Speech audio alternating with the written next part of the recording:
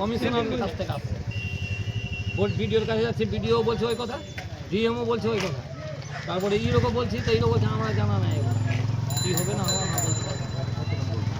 এটা 239, এখানে মোটামুটি 1200 ভোট আছে। আমাদের 450 ভোট বাদ করে, হ্যাঁ সব সংখ্যালঘু। আর হিন্দু সোসাইটির ভোট সব ঠিক আছে, তখন অবরোধ করে সকাল 8টায় আমাদের ভোটার তালিকায় ভোট উঠবে, আমরাও তুলে নিব, অবরোধ তুলে নিব। আর ভোটার তালিকায় ভোট না ওঠা পর্যন্ত আমরা এই অবস্থায় রাখবো, ব্যাকআপ করে দেবো।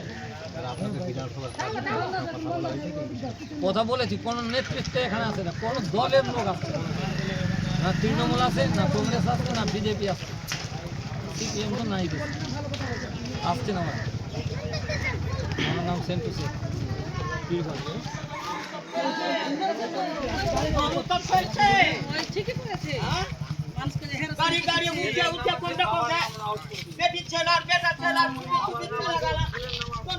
ফেলে দিচ্ছে।